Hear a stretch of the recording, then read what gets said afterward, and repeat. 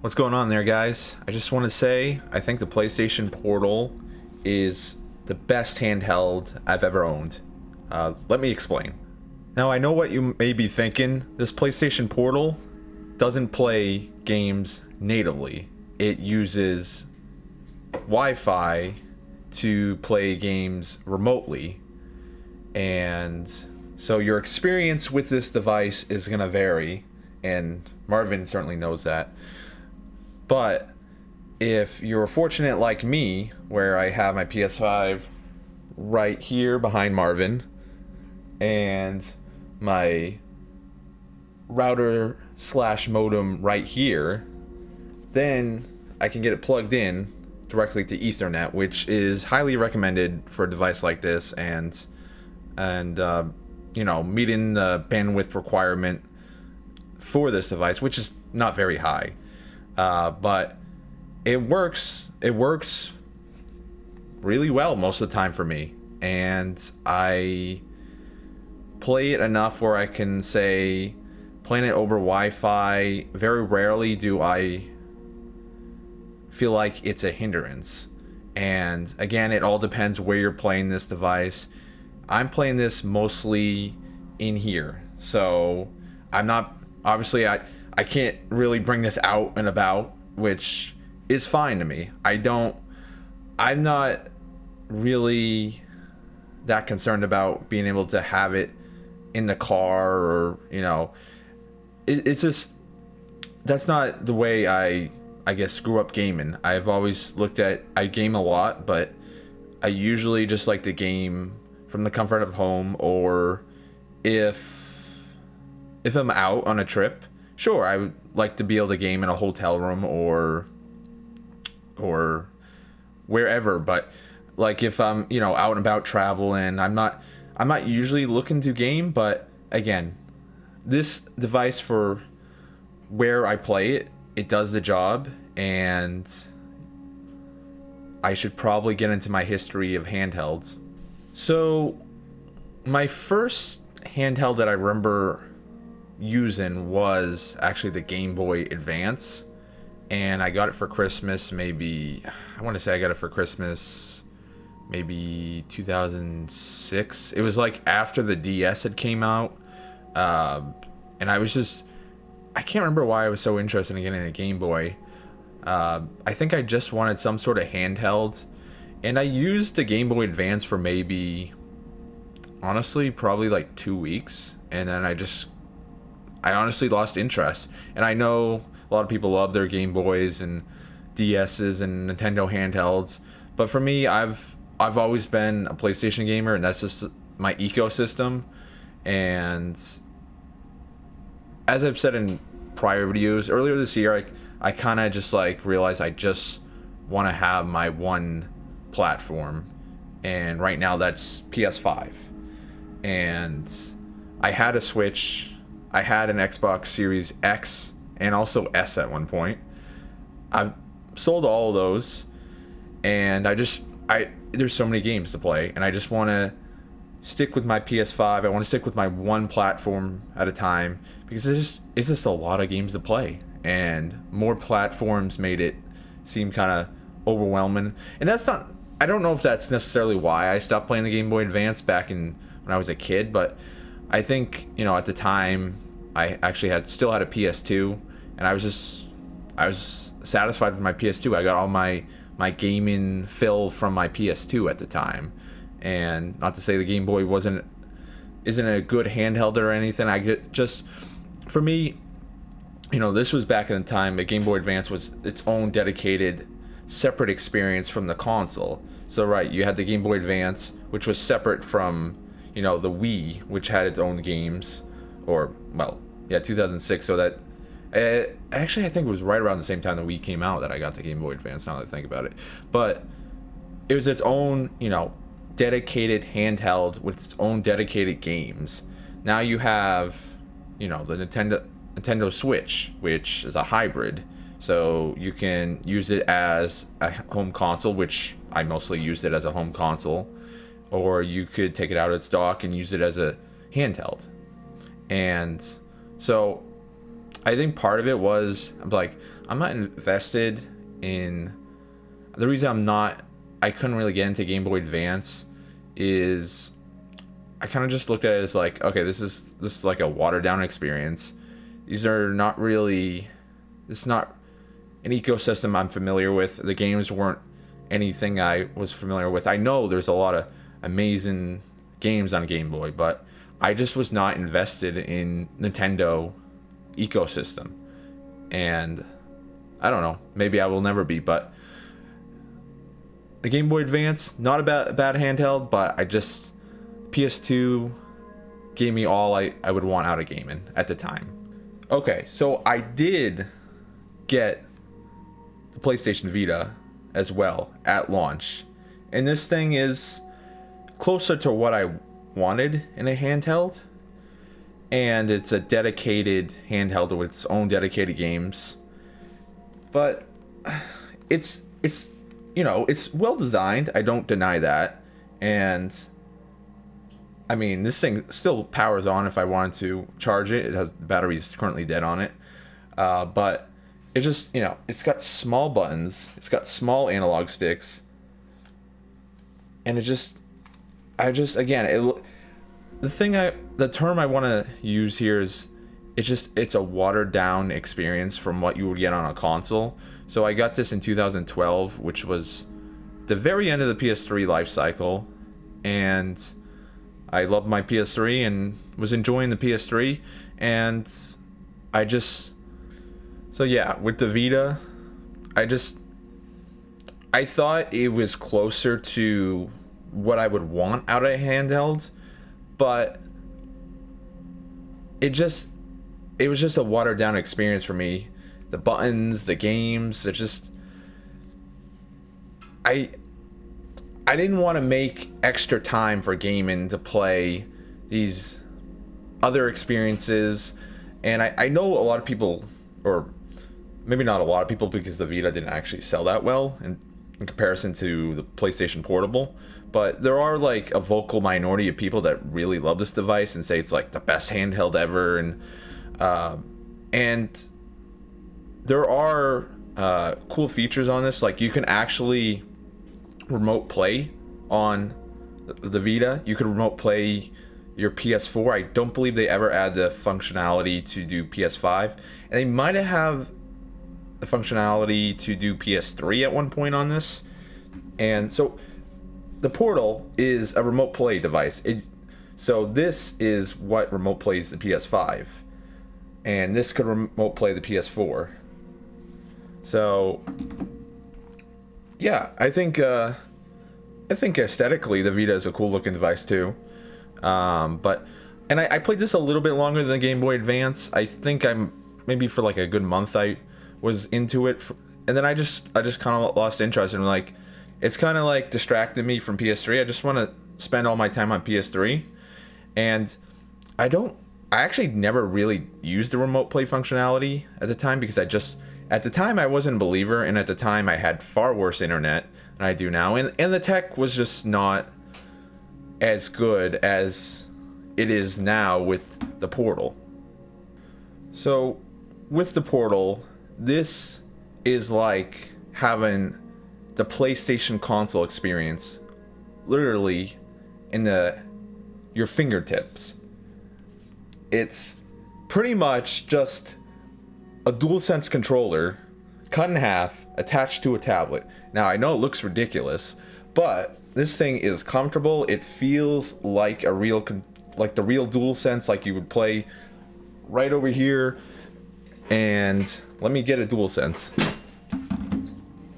Now this is actually a DualSense Edge, which I don't know if I recommend it, but it's got the same form factor as a standard DualSense.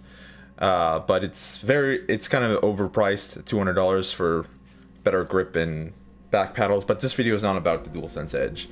But it's like Portal, DualSense Edge. Like these are, it's the real controller attached to this screen. So I don't get the watered down experience. Oh, you got smaller buttons. You got separate games. No, I can bring my PS5 experience, well, into a different part of my room here, of my apartment, and just connecting the portal to the PS5 right now to show you guys. So it usually takes about a minute or two to connect, depending on what's going on with your network. But yeah, like I said before, I'm fortunate enough to have a good setup with my internet. So most of the time, I don't have many issues, and I'm just going to press X to play, and boom, I'm onto my PS5 main screen, and it's a little hard to see, but you know, I got all the games here. Liza P, which I want to talk about soon. Baldur's Gate 3, which I want to talk about soon. But yeah, it's all there. It's pretty much, you know, the PS5 in my fingertips here, and can go onto the PlayStation Store. I don't recommend, if you're going to be buying games on this thing, I don't recommend downloading it and trying to use this, because that will actually ruin the connection.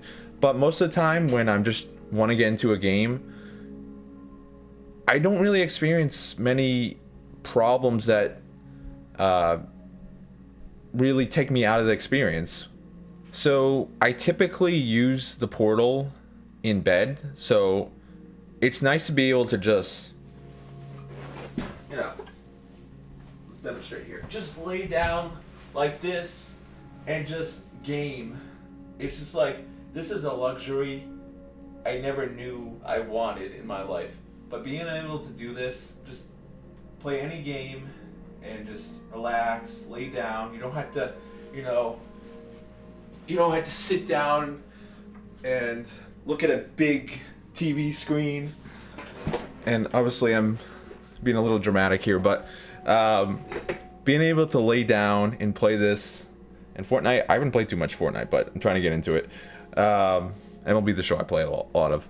But yeah, being able to lay down and use this device and feel like you have a real console experience in your fingertips is nice. This thing feels good in the hands, just like the DualSense. It doesn't feel too hefty, and I love how this feels ergonomically. So a few years ago, I bought an iPad, and I started using remote play on my iPad.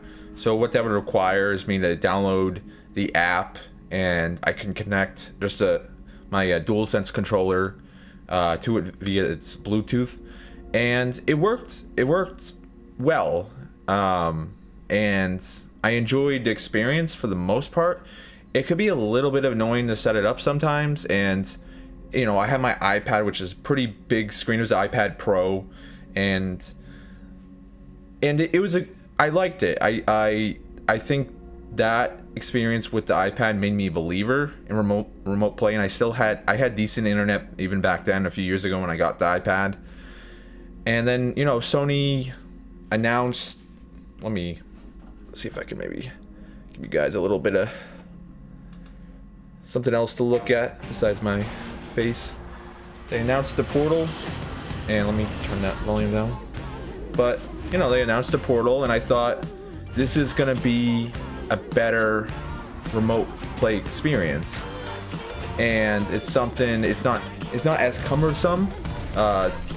You know, it's all one device. I don't have to have my DualSense controller and iPad. I don't have to go into the app, and not to mention, this is the first remote play device that has the adaptive triggers and the haptic feedback.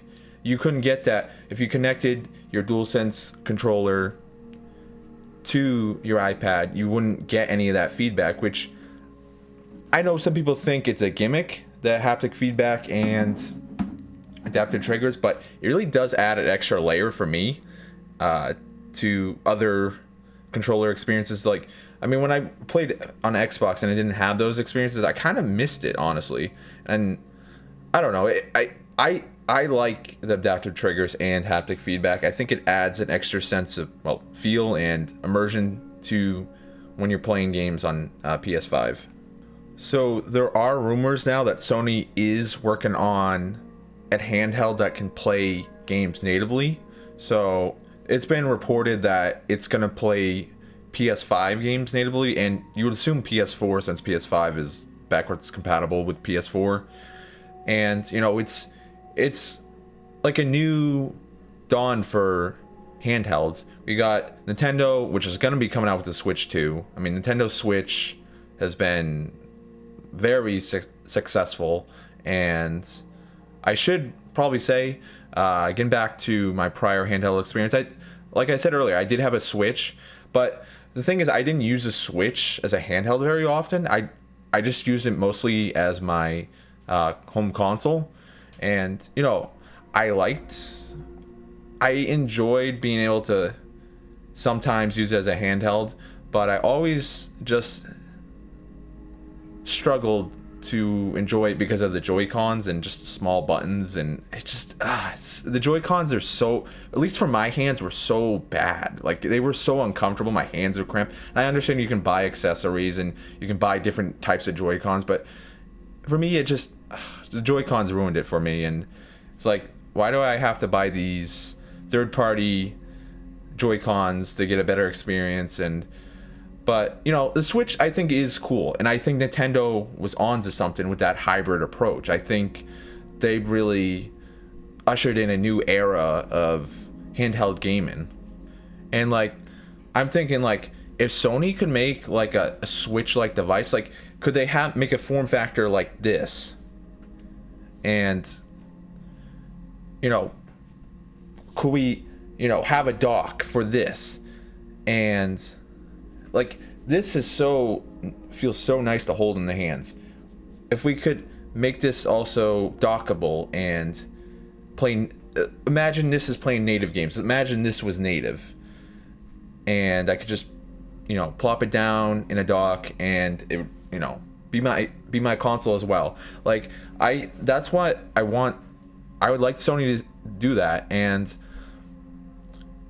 the thing is, they've been reporting this native handheld that they're gonna play native PS5 and maybe PS4 games on. It won't be out for a few years. It's like, okay, so you're telling me this is gonna be coming out late in the PS5 life cycle? Why don't you hold off a few years until like PS6 and, you know, make a hybrid PS6 that maybe is less powerful than a base console PS6? Like, I would like to see Sony for the PS6 release just their standard console, but also have a hybrid and make it, obviously you would have to make it less powerful than the standard PS6, but I would honestly, like, if they had like a hybrid PS6 at launch, and let's say, okay, something like that would probably be expensive, but I mean, that's how everything is now. Everything's getting more expensive. Let's say it's $600, and let's say you have a base PS6 which is more powerful, which is maybe $800 or something like that, which with the price of the PS5 Pro, I wouldn't rule that out being the case, but I'm just speculating right now. I would buy that $600 PS6 hybrid over the base PS6. And you even have Xbox rumored to be getting in on this, which makes sense. You know, they are big into the play anywhere. You know, they had this recent ad campaign that, you know, like, everything's an Xbox. Your phone's an Xbox. Your tablet's an Xbox. And, you know, I mean, maybe they're even putting Xbox games onto PlayStation now, which is wild. And apparently Forza Horizon 5 is now being rumored to be coming over to PlayStation, and maybe eventually Halo, Gears of War, all the big Xbox properties. But, you know, I think Nintendo and Valve with the Steam Deck have ushered in a new era of handheld, and I'm more into handheld gaming, or more interested in handheld gaming, than I ever was as a kid. And, you know, I tried to get into it as a kid, but just having your own separate UI, maybe not UI, but your own separate experience from the attached from the console wasn't interesting me. This is interesting me because it's an extension. It's an extension device of your home console. So, you know, I've played this mostly here. I've brought it over to my sister's house, and it actually worked really well, which they had good internet there. I used this, or tried to use it, in a hotel a few months ago before they did the update that allowed you to, you know, some places, public places you go, you have to go onto a browser to agree to connect to the internet. So at the time I couldn't connect because didn't have the ability to go into a browser, but they've since updated this to allow you to do that. So if I was going to go to a hotel, I would be able to connect to the hotel Wi-Fi, which I don't know how good of an experience that would be, but I'm confident that this would probably work in most hotel over most hotel Wi-Fi's, because I don't know, the requirements aren't very high in bandwidth terms. And there was a recent update for the Portal that allows you to play a select catalog of PlayStation games over the cloud. So I believe there's like 100 and something. So if you have PlayStation Premium, you don't need a console to play these games. They're just, you know, you play them over the cloud, which is pretty cool. Like, for me, I don't have PlayStation Premium, but, you know, if, let's say you didn't have a PlayStation 5 for whatever reason, I don't know if there'd be too many people who would want to throw down $200 just to play a select catalog of games over the cloud. But, you know, there's a pretty good catalog here. It's got Ghost of Tsushima. I love Ghost of Tsushima. Kind of Bridge of Spirits, that's a good one. Doom. You know, it's Last of Us Part 1. So I mean, it's got solid titles here for sure. Witcher 3, if you're into that. Crisis Core, Final Fantasy VII Reunion. I mean, there's a lot of decent titles here. So, I mean, and not to mention, let's say, you know, someone is using the PS5 and you want to play a game. Well, you could grab the Portal here and you could play a cloud game and it wouldn't interfere with the console. So it sort of makes it its own dedicated experience in some ways, but obviously, you know, it's not exactly the same as being able to remote play from your console. But a lot of people are excited about this. For me, I'm probably not going to use it, but I think it just adds more value to this device. And Sony continues to support this device. They keep doing updates for it to make the experience better. And I guess there was some people were experiencing some like stuttering problems with some of the games, and I guess they did an update recently that makes the remote play experience less stuttery, which for me, I haven't experienced too much of that, or I don't recall too much at all, to be honest. But I like that Sony's continuing to support this, and apparently it's selling so much that Sony's not able to manufacture enough of these units. At least that's what I've heard from watching Sacred Symbols podcast. They're calling Moriarty. I watch that podcast every week, but this thing is constantly sold out, and it actually may be available right now, but it goes for $200, which, I mean, a lot of people were not happy about that price. Oh, you know, I don't know. I mean, when you compare it to the DualSense Edge, which is $200 as well, I think this is a device that's a way better value because it extends your PS5 experience, whereas this controller, yeah, it's a slight improvement over the regular DualSense, but is it really worth, you know, $120, $130 more than the regular DualSense? I don't think so. And my hope is, let's say, you know, PS6 comes out and they do have maybe like the hybrid console that I'm kind of hoping for, but I'm also hoping that PS6 also supports this as well, the Portal. And I wouldn't be surprised. I wouldn't put it past Sony to announce a Portal 2 that only works with PS6, and this Portal only works with PS5. But we'll see. Hopefully not. I'm hoping this still works with PS6, but I don't know. We'll see about that. So yeah, the PlayStation Portal is my favorite handheld that I've owned thus far. That can change if Sony, has a portable or hybrid device in the future that has a similar form factor to this. Obviously, if you're going to be playing PS5, PS6 games, maybe natively, or in PS4, like, I expect it to be a little bit chunkier, because if you look, I mean, I have a glove on this, or a, I don't know, I don't know, case. I don't know what you call this, but it better grip on it. But you can still use this without the grip. I just wanted extra grip on it. But if they have a handheld that plays PS5, PS6, PS4 games natively, this thing is probably going to be a little bit chunkier.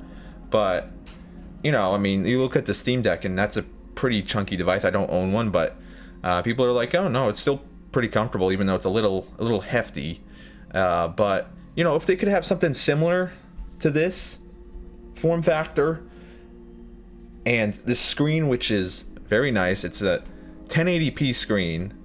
It's a nice bright screen, LCD, and you can adjust the volume, you can adjust the brightness, all that, and it just works. It all works well. I don't have any complaints about the UI or the user experience. Is pretty straightforward for me to set up. So yeah, this handheld is my favorite handheld I've had this far, just because I feel like it's the closest experience I've had, or the best experience. No, it's the closest experience I've had to having the console experience in my hands. That's how I would sum this up and sum up that opinion. And I think if Sony continues to make handhelds like this that play natively, I would be interested. And sure, if we get a PS6 hybrid, that would probably instantly become my favorite handheld ever over this, because yeah, I mean, there's sacrifices being made here, but I believe in remote play technology. I believe in cloud gaming if you have the right setup. I don't view cloud gaming or and playing a game over internet connections as a replacement for the physical hardware, but I believe it can be an extension to the physical hardware. And I think it's a good tool to utilize. And I think, internet infrastructure is only getting better with 5G, and it just continues to get better through the years here. And I've been seeing it progress. And I know a lot of people are skeptical. It's like, oh, the latency, oh no, I don't want to play games over the cloud, and they just refuse to. But this is a convenience thing. It's extension to the physical hardware. Sure, playing games on my physical hardware, my PlayStation 5, on the big TV, is always the main way to game. But, when I want to settle down at the end of the night and just lay down in bed and, almost like reading a book. It's nice to read a book in bed, but it's also nice to game in bed. So this device, it does everything I would want it to do. I guess I don't have high expectations for what I want out of a handheld. And the awesome thing is, if Sony releases a handheld like this with that plays games natively, I can bring it anywhere pretty much, and I don't have to worry about the constraints of the internet. And by the way, you can play this over mobile hotspot. I don't know if that would be a great experience, but you can do that. And obviously it depends on your wireless or your cell phone carrier and Sometimes you get charged that. If I haven't tested that, and I'm not gonna test it. But yeah, it would be cool to be able to, if I'm just on my lunch break at work or in my car, I can just, play a few minutes. But honestly, it's not really that big of a deal that I can't play if I'm just like chilling in my car. And I like just being able to have. I'm okay with just having the gaming experience here at home, or when I'm just chilling or hunkering down for the day, being able to lay down in bed or lay down if I'm on a trip in a hotel room, or wherever I may be. This does everything I would want it to do, and I'm fortunate enough to have the setup to use it right. And people's experiences will vary on this device, but I really like the Portal. If you have good enough internet, you have the right setup, and a lot of people have been saying, oh, this is great if you're like a parent and your kids want to use the TV, or maybe you just have another family member that wants to use the TV. This is great because you can, okay, I don't have to take up the TV. I can let my family watch whatever they want to watch, and I can still game on it. So yeah, I been going for a little while now, but I really enjoy the Portal, and it's a great extension device for the PS5. And I think, $200 is still a lot of money for a lot of people, but I think this is a good value for what you get out of it. But it's a good value depending on the type of experience you're gonna get from it, or the type of setup you have. So yeah, I like the Portal a lot. It is at the moment, which I think will change because I think handhelds are going into a golden age right now. But for now, the Portal is my favorite handheld I've ever had. So I'm gonna wrap this video up. Hope you enjoyed it. Leave a like, comment, subscribe, do all that good stuff, and I will see you in the next video.